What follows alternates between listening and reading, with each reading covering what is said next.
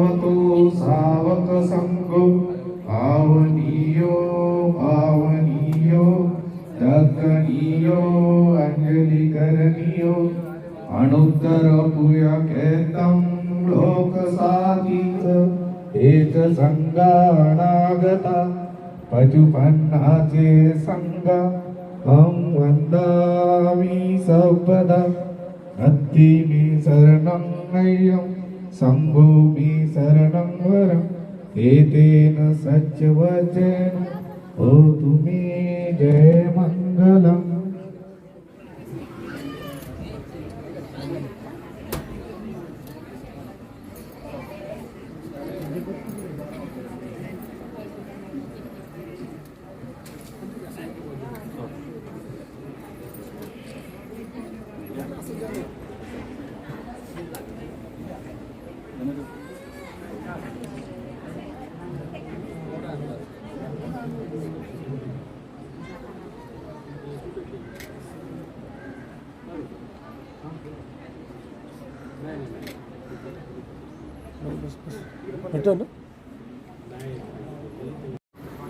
अरहं सम्मा सम्बुद्धो भगवा बुद्धं भगवन्तं अभिवादेमि।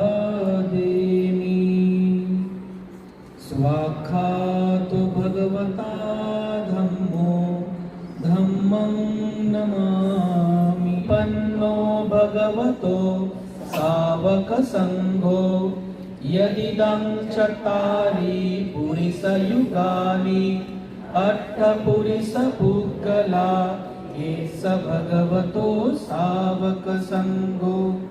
आहुनेयो पाहुनेयो दक्षिणेयो अंजलि अनुत्तरं पुय्यं केतं लोकसाति वन्दामि चेतियं सबं सब्बठानेषु प्रतिष्ठितं शारीरिकधातु महाबोधि बुद्धरूपं सकलं सदा यस्य मूले निसिन्नो वा सब्बारि विजयं अका पत्तो सब्बयुतं वन्दे तं बोधिपादपम्।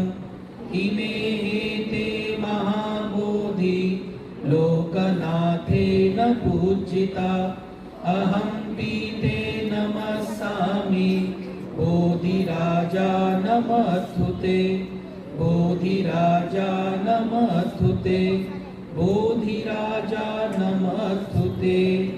इमाय बुद्ध पूजाय कताय शुद्ध चेतसा चिरं तिष्ठन्तु सद्धम्मो लोको हुन्तु सुखी सदा।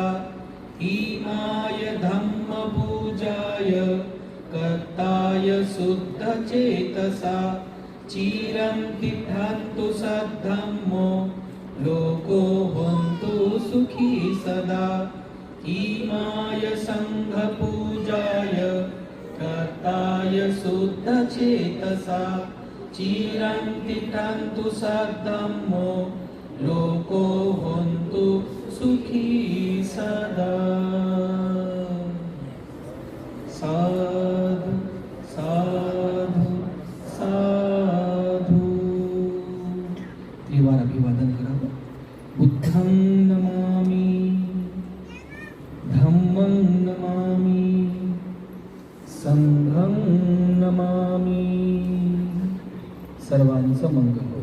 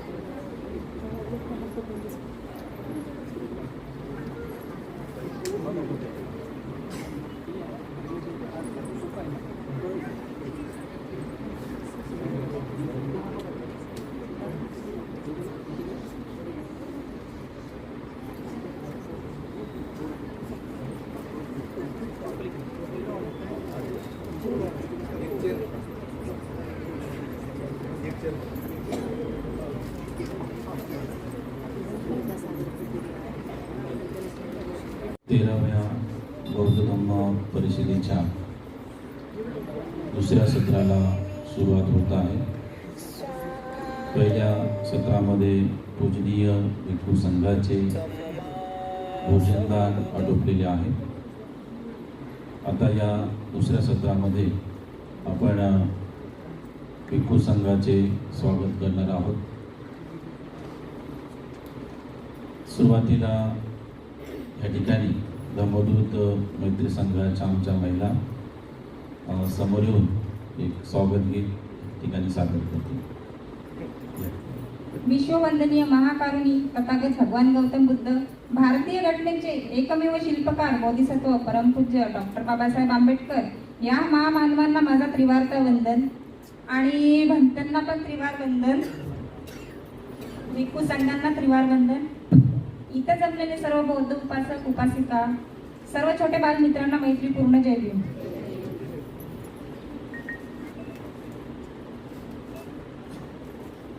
इतिहासाचे रंगरूप हे आले या नगरा, इतिहासाचे रंगरूप हे आले या नगरा.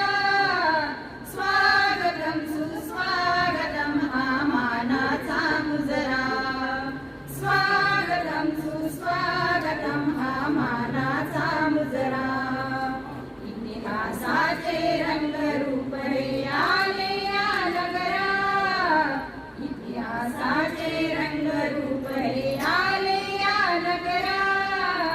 स्वागतम सुस्वागतम हा मानाचा मुजरा, स्वागतम सुस्वागतम हा मानाचा मुजरा. 10 दिशांनी गुणजन आले, सभा मंडपी स्वागत झाले.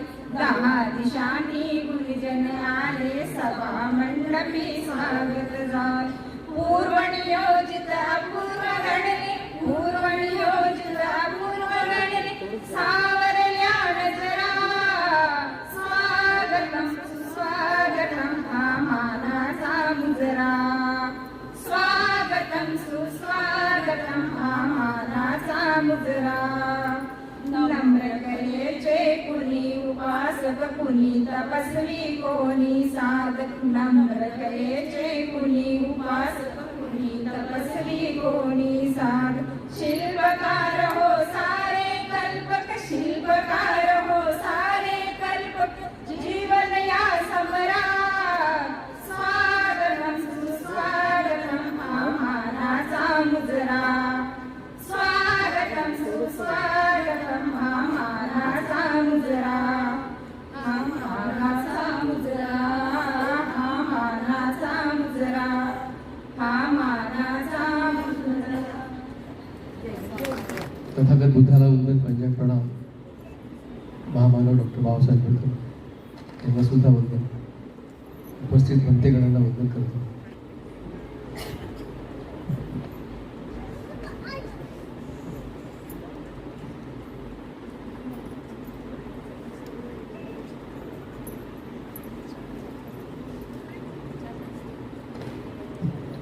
बंधूंनो, विविध माध्यमातून आपण प्रबोधन ऐकत असतो, पण गझल हा नवीन प्रकारने समाजात रुजवण्याचा प्रयत्न करतो आहे.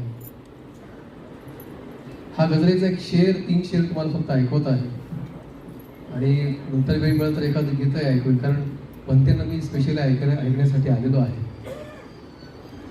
हा गझलेचा शेर नसून या समाजाला दिलेला गझलेतून सल्ला आहे.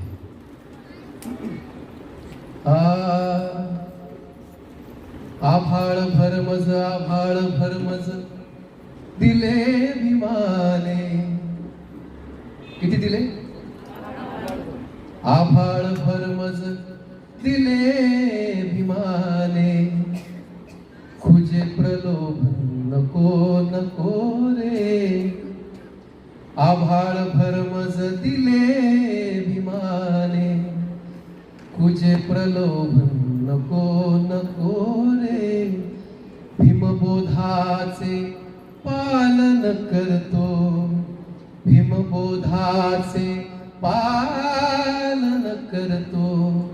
तुझे प्रबोधन नको नको रे. आभाळ भरमज दिले विमाने, आभाळ भरमज दिले विमाने, तुझे प्रलोभन नको नको रे, भीमबोधाचे पालन करतो, तुझे प्रबोधन नको नको रे, नको बाटवू इमान फुले, नको बाटवू इमान फुले, नको अस्मिता धुळीस मिळवू, नको बाटवू इमान फुले, नको अस्मिता धुळीस मिळवू, एक दुजाना म्हणती नकटे. एकामेकांना चिडवतो आपण, तू पक्षाचा मी या पक्षाचा. एक दुजाना म्हणती नकटे, असे विडंबन नको नको रे. आभाळ भरमज दिले भीमाने, तुझे प्रलोभन नको नको रे. शेवटचा शेवट. भीमनामाच्या किती चळवळी, भीमनामाच्या किती चळवळी, रोज प्रसवती सांज सकाळी. भीमनामाच्या किती चळवळी, भीमनामाच्या किती चळवळी, रोज प्रसवती सांज सकाळी. शेर ऐका. भीमनामाच्या किती चळवळी, रोज प्रसवती सांज सकाळी.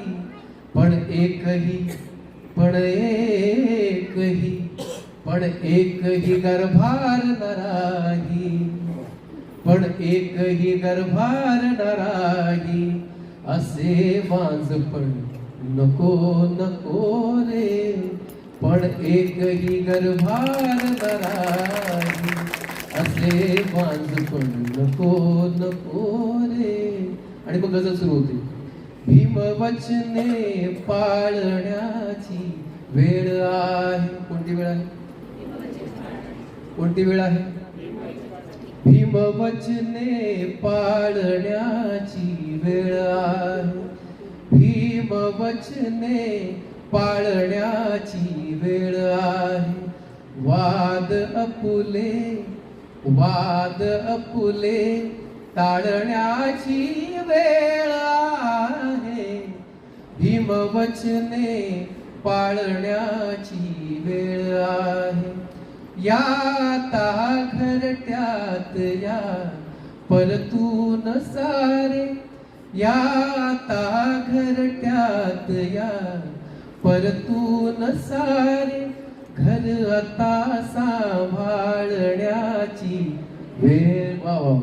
घर आता सांभाळण्याची वेळ आहे. वाद अपुले टाळण्याची वेळ आहे. भीमवचने पाळण्याची वेळ आहे. शेवटचा शेर. रोज भेटे तो जया जय भीम वदतो. पूनमताई. रोज भेटे तो जया जय भीम वदतो. जय भीम करोडो लोक म्हणतात आज आपल्याला, पण आचरणाचं काय, अंमलबजावणीचं काय? बाबासाहेबांनी जे जे सांगितलं आपल्याला बुद्धमय व्हायचं आहे. बौद्ध राष्ट्रानंतर आधी आपल्या स्वतःला बौद्ध व्हायचं आहे. रोज भेटे तो तया जय भीम वदतो, पण आतले मन चाळण्याची वेळ आहे. बरोबर आहे का? आतले मन चाळण्या. कारण खरोखर जय भीम या नावाला जागणारे लोक असते तर हॉल फुल भरून बाहेर मैदान भरून असते. बरोबर बोलतो मी. आतले मन चाळण्याची वेळ आहे. वाद अपुले टाळण्याची वेळ आहे. भीमवचने पाळण्याची वेळ आहे. धन्यवाद. पूजनीय भिक्खू संघ फार दूरवरून या 13व्या परिषदेला उपस्थित झालेला आहे. तर या भिक्खू संघाचं स्वागत करणं हे आपल्या सर्वांचं कर्तव्य आहे. भिक्खू संघ हा आपल्यासाठी पाहुणा असतो. भिक्खू संघ आपल्यासाठी आदरणीय असतो, पूजनीय असतो. आणि अशा पूजनीय भिक्खू संघाचा आदर करणं, त्यांचा गौरव करणं, त्यांचा सत्कार करणं हे उपासक उपासिकांचं अगदी कर्तव्य ठरत असतं. तर अशा पूजनीय भिक्खू संघाचं आपण या ठिकाणी शब्द सुमनाने स्वागत केलेलंच आहे, गीत गायनाच्या माध्यमातून, गझलच्या माध्यमातून. तर आता आपण भिक्खू संघाला पुष्प देणार आहोत, पुष्परूपी आपण स्वागत त्यांचं करणार आहोत. तर सर्वप्रथम या ठिकाणी जे व्हिएतनामहून आलेले भिक्खू आहेत त्यांचं स्वागत करण्यात येणार आहे. तर आमचे श्रद्धावान धर्मोपासक आदरणीय किशोरजी वाघमारे साहेब आहेत का? तर साहेब बाहेर असतील. तर बंदींचं स्वागत आमच्या धर्मदूत मैत्री संघाच्या महिला अध्यक्षा पूनममाई ओव्हाळ बंदींचं पुष्प देऊन सर्व संघाच्या वतीने स्वागत करतील.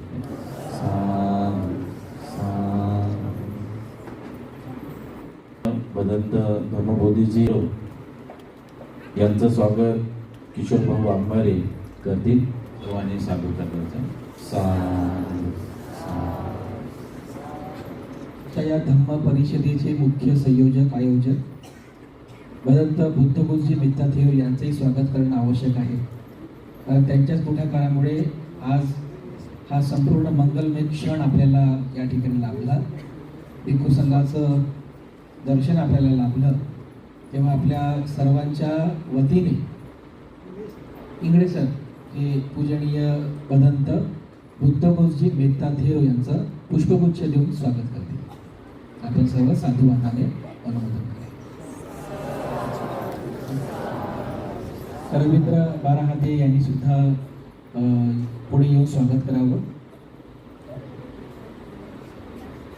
आणि त्यांचा संघ पण आहे म्हणतात, या संघाने पण आले तर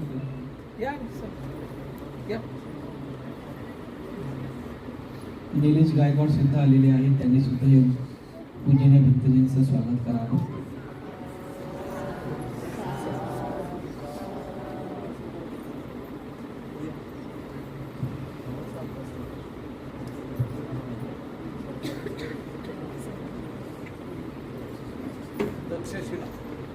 तक्षशिला बौद्ध संघ यांनी सुद्धा पुढे येऊन पूजनीय भिक्खू संघाचं स्वागत करावं.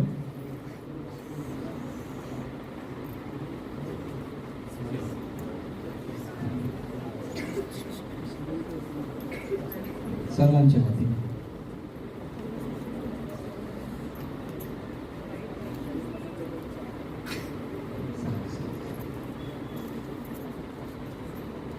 तक्षशिला बौद्ध संघ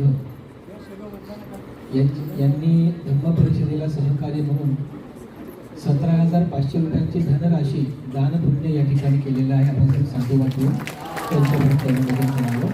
खूप खूप मंगल करणार शुभेच्छा आहे.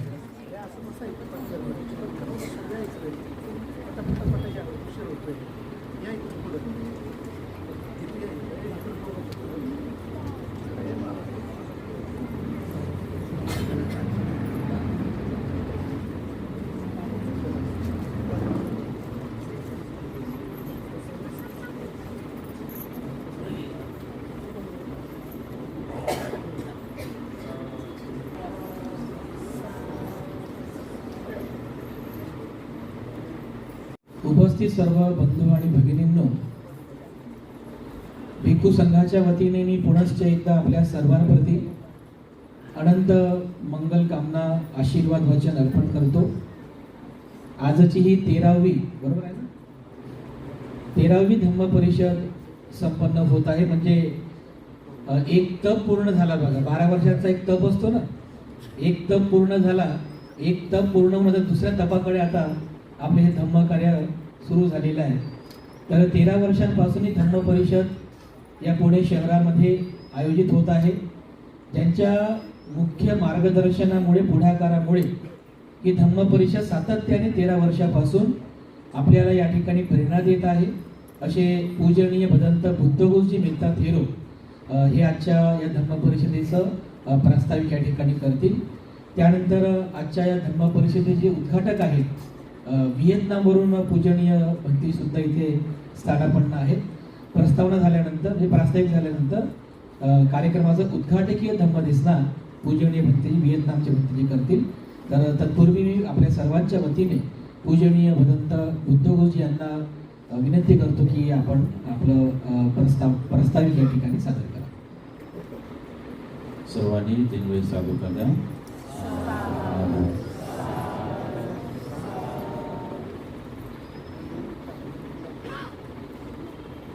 नमो तस्स भगवतो अरहतो सम्मा सम्बुद्धस्स.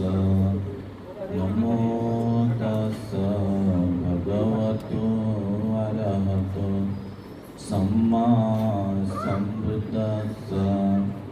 नमो तस्स भगवतो अरहतो सम्मा सम्बुद्धस्स.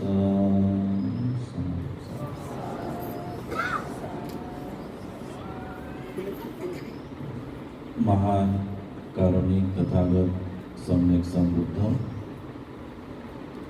भगवंताचा सुविख्यात संतम्म, भगवंताचा सदा पूजनीय भिक्खू संघ, ज्या तिन्ही रत्नांना सर्वप्रथम अभिवादन करतो. आपल्या सर्वांचे उद्धार करते, भारतीय राज्यघटनेचे शिल्पकार, परमपिता पूज्य बोधिसत्व गुणोपेतन डॉक्टर बाबासाहेब आंबेडकर यांच्या धम्मक्रांतीमध्ये संपूर्ण जीवन समर्पित करून 13व्या बौद्ध धम्म परिषदेचे सन्माननीय अध्यक्ष पूज्य भदंत डॉक्टर इंदवंसजी महाथेरा, परिषदेचे उद्घाटक आणि उपस्थित सर्व धम्मपीठावर भिक्खू संघाच्या प्रती त्रिवार अभिवादन करतो. आणि उपस्थित सर्व श्रद्धा बुद्धीशी संपन्न धम्मोपासक उपासिका आपल्या सर्वांच्या प्रती अशी मंगल मैत्री आशीर्वाद भावना व्यक्त करतो. गेल्या 12 वर्षापासून आपण पुणे शहर पातळीवरती बौद्ध धम्म परिषदेचे आयोजन करत असतो आणि या परिषदेला मोठ्या प्रमाणामध्ये प्रतिसाद पण मिळत असतो. गेल्या वर्षीची जी धम्म परिषद होती ते डॉक्टर बाबासाहेब आंबेडकर सोसायटी या ठिकाणी होती. तिथे प्रचंड जनसमुदाय जमला होता आणि ते लोकेशन माहीत आहे ते सर्वांना, त्याच्यामुळे बरेचसे लोक तिकडे जात आहेत, तिकडून फोन करत आहेत. आणि यावर्षी आपलं हे नवीनच लोकेशन आहे, त्याच्यामुळे बरेचसे लोक कन्फ्यूज आहेत कुठे जायचं कुठे नाही, नाही का. लोक विचारून येत आहेत. तरीसुद्धा या परिषदेला आज आपण मोठ्या संख्येने उपस्थित झालेला आहात.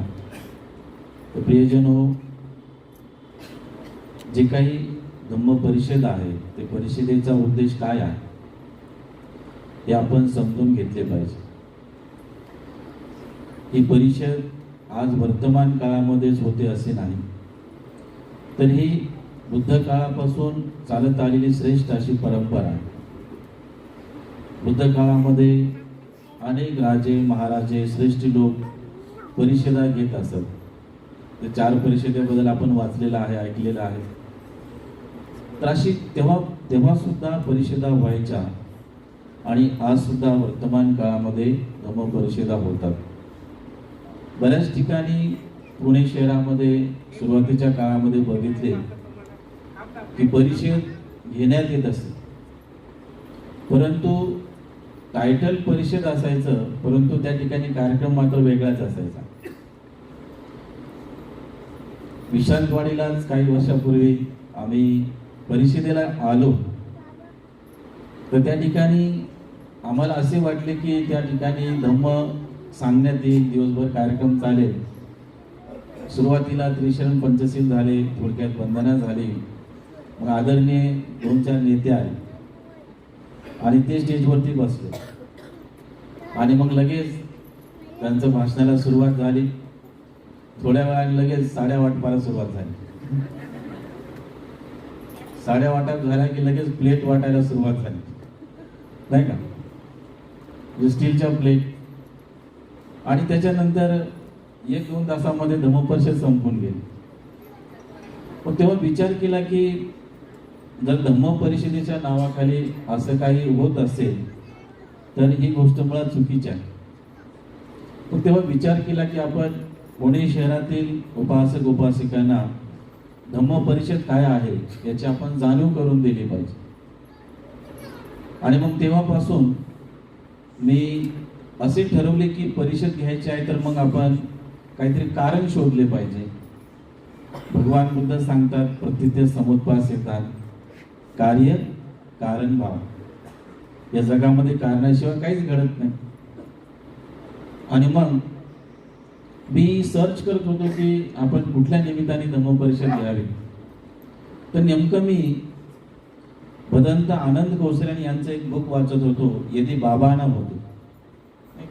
खूप सुंदर बुक आहे त्यांचं, खूप सुंदर ग्रंथ आहे. मग ते वाचत असताना ते वाचत वाचत त्याच्यामधूनच प्रेरणा मिळाली की भदंत आनंद कौशल्यान महास्तवीर एक जागतिक कीर्तीचे बौद्ध भिक्षू होऊन गेले आणि एक साहित्यिक होते, स्वातंत्र्य सैनानी होते आणि एक महान बौद्ध भिक्षू होते, बाबासाहेबांचे सहकारी होते. आणि मग तिथे मला दिसून आलं की भदंत आनंद कौशल्यान यांच्या जयंतीच्या निमित्ताने आपण धम्मपरिषद पुणे शहरामध्ये भरवली पाहिजे. आणि असा संकल्प केला. पूजनीय भदंत डॉक्टर इंदवंसजी महास्थवी यांचं धम्मपीठावर आगमन होत आहे. साधु साधु साधु.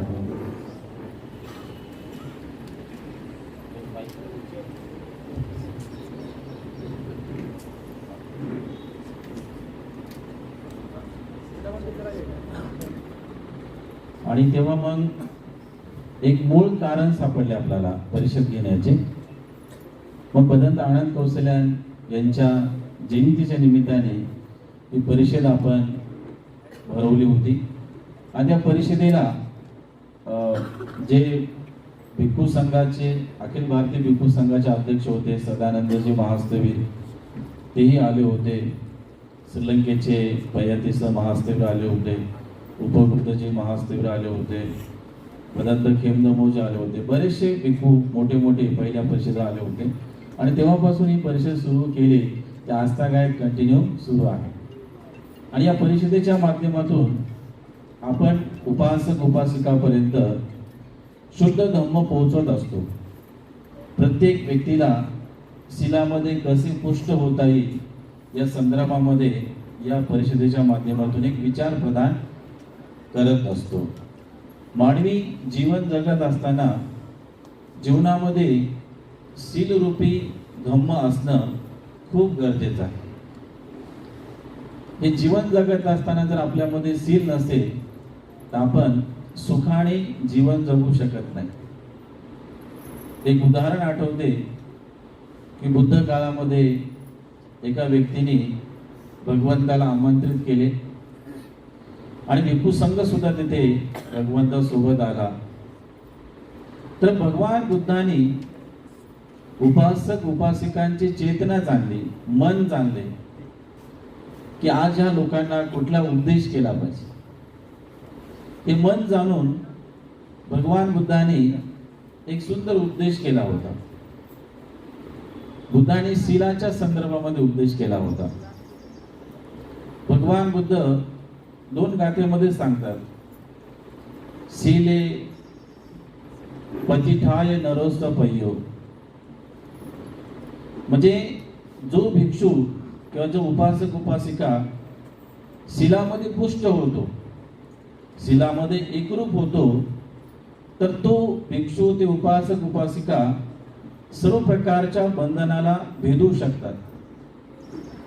जो उपासक उपासिका शीलामध्ये पुष्ट होतो ते या जीवनामध्ये सर्व प्रकारचं वैभव जे आहे ते प्राप्त करू शकतो.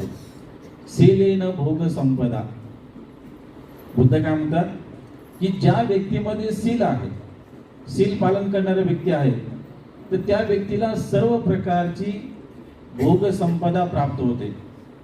त्याला सुंदर कपडे मिळतात, त्याला सुंदर भोजन मिळते, त्याला सुंदर घर प्राप्त होते, त्याला चांगले नातेवाईक प्राप्त होतात, गाडी असेल, पद असेल, प्रतिष्ठा असेल, सर्व गोष्टी त्याला प्राप्त होत असतात. ते कशाच्या आधारे? शीलेन भोग संपदा. शील धारण केल्यामुळे, शील पालन केल्यामुळे. शीलेन निभूती गेलती. शील पालन करणाऱ्या व्यक्तीला परमोच्च सुख प्राप्त होते, ते म्हणजे निब्बाणाचं सुख.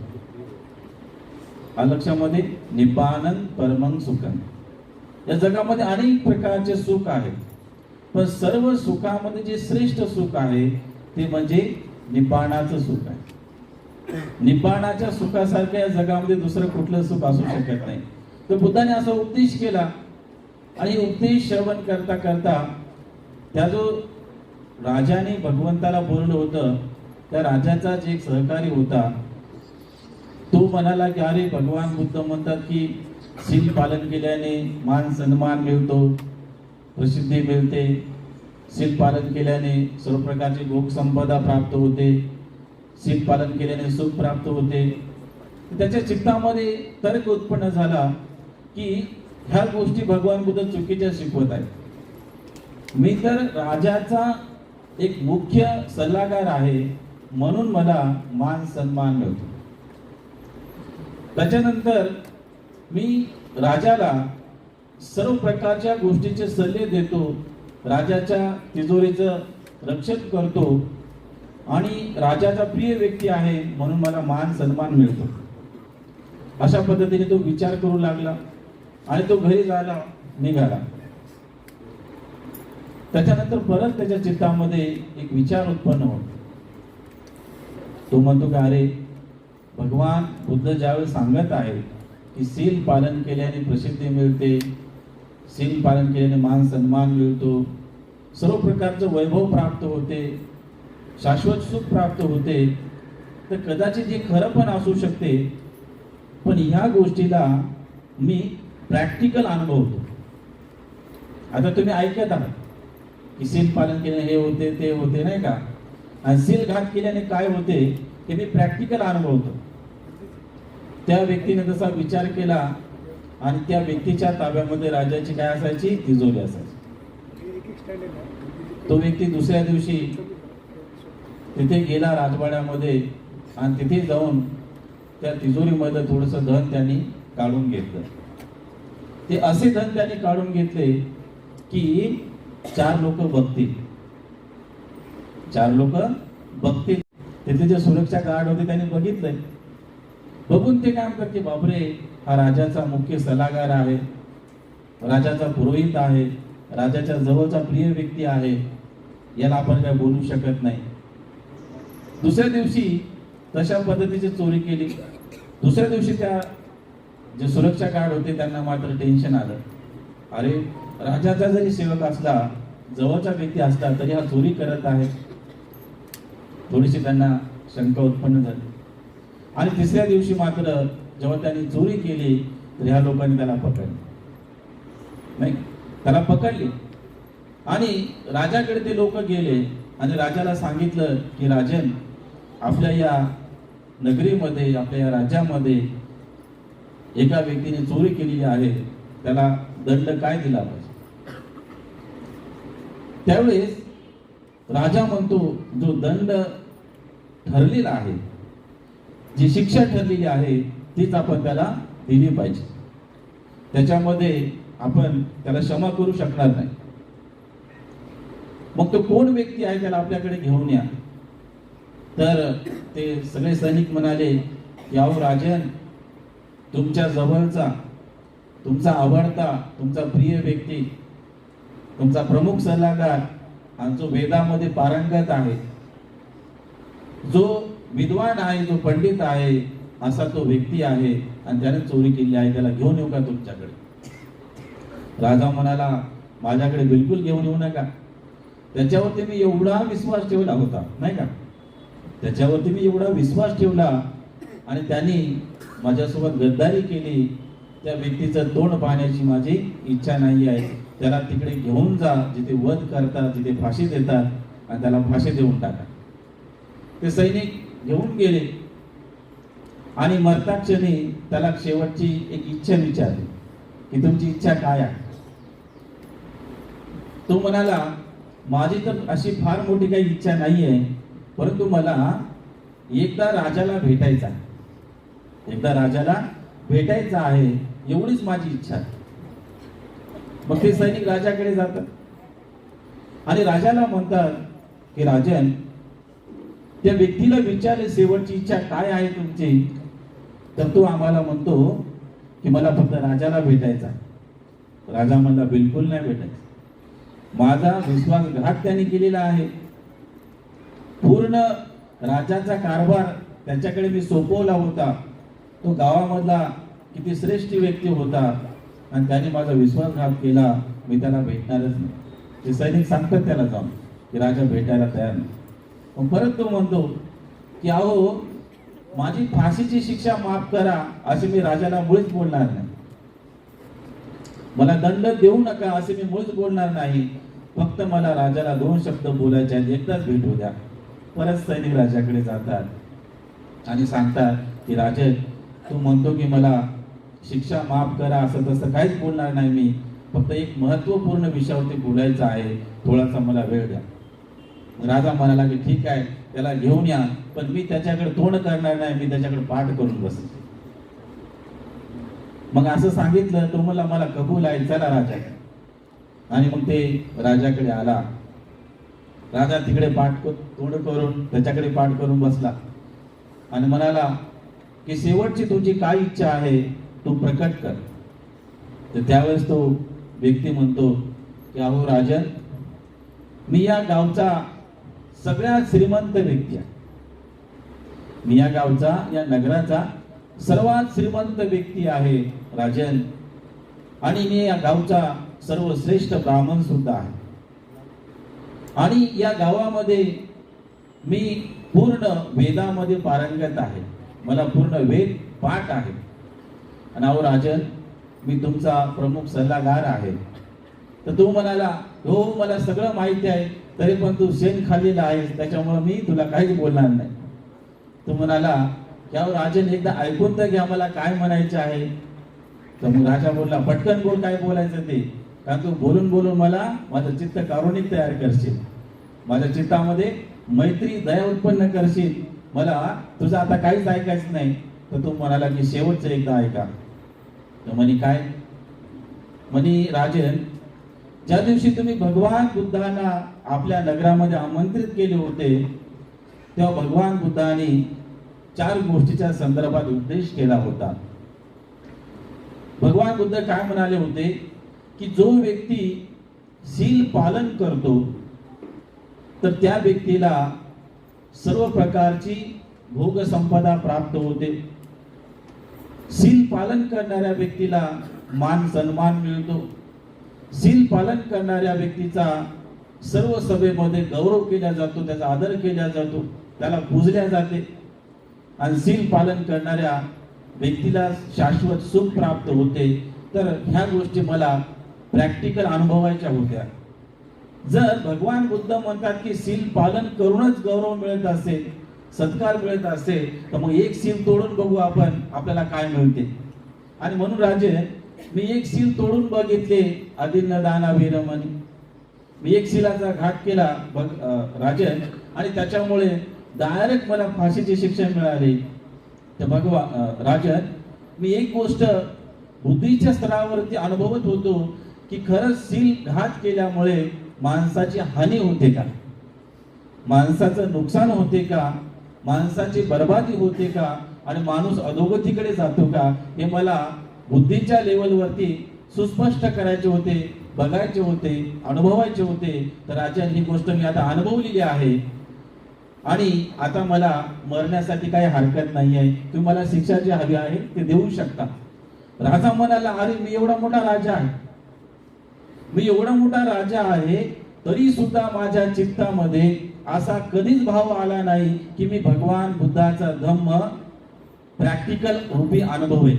फक्त मी ऐकला म्हणे, मी थेरी रूपामध्ये ऐकला, पण भगवान बुद्धाच्या वचनाचं उल्लंघन केल्यामुळे असा दोष लागू शकतो का, हे मी कधीच विचार केला नाही म्हणे.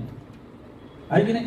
तुम्ही म्हणता ना, किती छान म्हणता, पानाची पाता बेरमणी शिक्का बदन समाधी आम्ही, आणि मच्छर चावू लागलं तर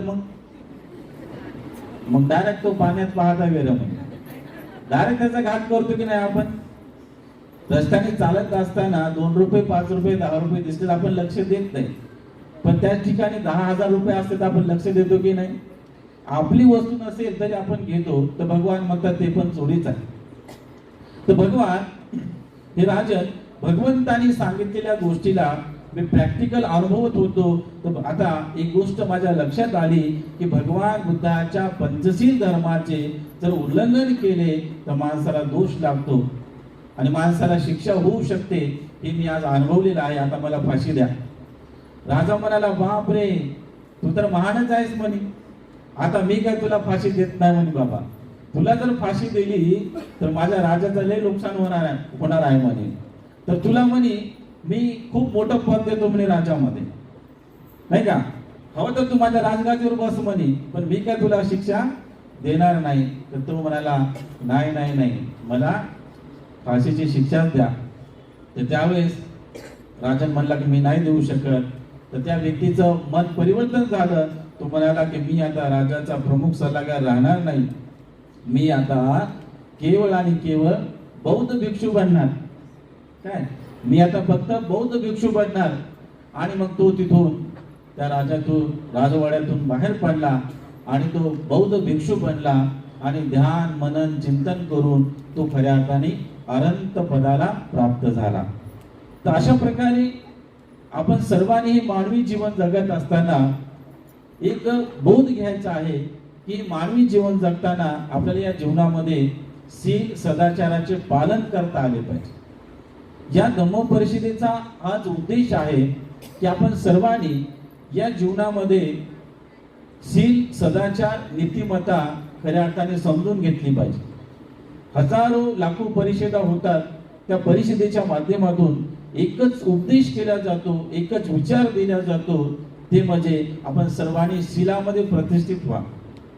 आपण सर्वांनी दानाचा अभ्यास करा, आपण सर्वांनी सम्यक समाधीचा अभ्यास करा, 4 आर्य सत्याचे दर्शन करा, अष्टांगिक मार्गाचा अवलंब करा, 22 प्रतिज्ञेचा अवलंब करा. हेच प्रत्येक परिषदेमध्ये शिकवणूक दिल्या जाते. म्हणून आपण सर्वांनी पुणे शहरातल्या लोकांनी भगवान बुद्धाच्या या धम्म परिषदेच्या माध्यमातून शुद्ध रूपी धम्म समजून घ्यावा. या हेतूने ही धम्म परिषद दरवर्षी भरवण्यात येत असते. आजच्या या मंगलमय दिनी आपला मी अधिक वेळ न घेता मी माझं असं छोटंसं प्रास्ताविक या ठिकाणी संपवतो. सर्वांचं मंगल हो, सर्वांचं कल्याण हो.